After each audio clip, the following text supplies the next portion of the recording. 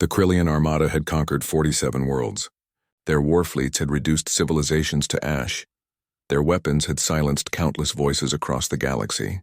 When they turned their attention to the small blue planet orbiting an unremarkable yellow star, they expected nothing different. High Commander Zekthor stood on the bridge of the flagship Endless Night, his 4 eyes scanning the tactical display. 9,900 warships surrounded Earth like a noose tightening around a throat. The primitive humans had barely mastered fusion power. Their ships were slow, their weapons crude. Intelligence reports suggested they still fought amongst themselves over resources and territory. "This will be over in a solar rotation," Zekthor announced to his officers. Perhaps less. The Krillians had a protocol perfected over centuries of conquest. Overwhelming force, simultaneous strikes on every major population center, disable communications, shatter resistance before it could organize. They had done it 47 times before. They initiated their attack at dawn over the human city called New York.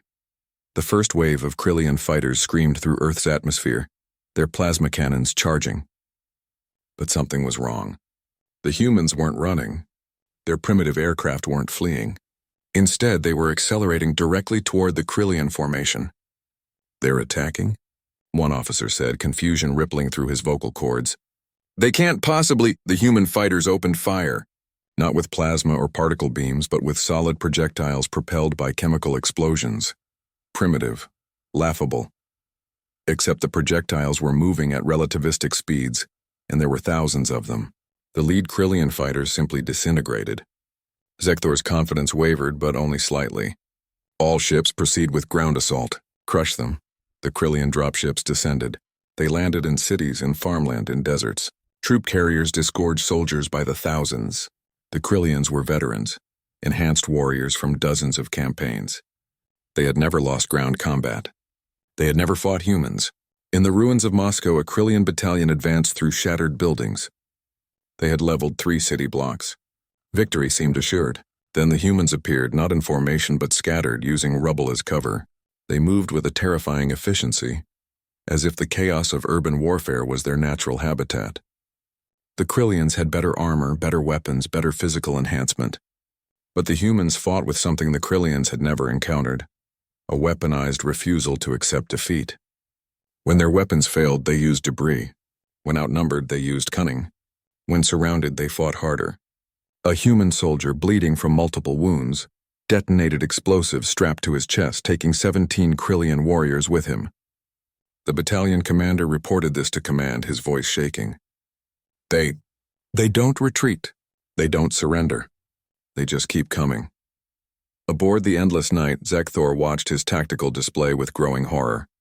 Red markers indicated destroyed ships. There were too many. The humans had revealed weapons intelligence had never detected. Railguns hidden in mountains, orbital strike platforms disguised as satellites, submarines that launched missiles from beneath the oceans.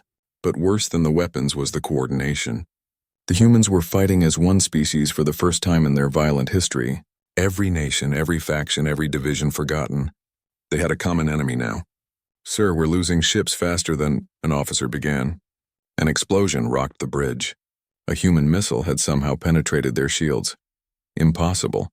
Their shields had withstood bombardments from civilizations far more advanced than these primitives. "How are they doing this?" Zekthor demanded.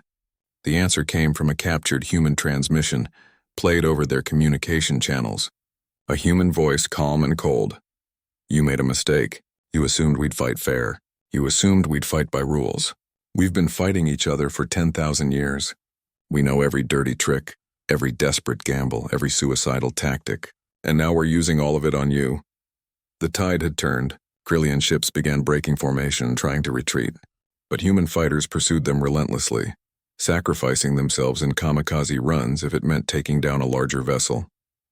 On the ground, Krillian soldiers found themselves hunted in the same cities they had attacked, stalked by enemies who knew every alley, every building, every shadow. 3 days into the battle, Zekthor gave the order he had never given before. Full retreat. All ships withdraw to jump coordinates. Of the 9,900 ships that had come to conquer Earth, only 800 made it back to orbit, and the humans weren't finished. Their remaining spacecraft, damaged and bleeding atmosphere pursued the Krillians into space. Rammed them. Fired until their ammunition was spent, then rammed them again. By the time the Krillian fleet jumped to hyperspace, only 17 ships remained. 17 ships from an armada that had conquered 47 worlds. Zekthor sat in his command chair, staring at the wreckage of his fleet on the display. His officers were silent, traumatized. They had witnessed something that would haunt them forever, a species that refused to die. "Never again," Zekthor whispered. "Mark their system as forbidden. Any ship that approaches human space is to be destroyed. We cannot allow them to spread." But it was already too late. In the weeks that followed the battle, human scientists reverse-engineered Krillian technology from the wrecks. Human engineers studied their FTL drives. Human strategists analyzed their tactics and found every weakness. The humans had learned something in that brief, brutal war. They were not alone in the universe. And they were very, very good at war. 6 months later, the first human warships left the solar system. They carried a simple message to the galaxy. Earth remembers. Earth survives. And Earth will never be conquered again. The Krillian Empire, which had stood for 3,000 years, began building defensive stations around their homeworld. They told themselves it was routine, but every Krillian who had survived Earth knew the truth. The humans were coming, and nothing in the galaxy could stop them.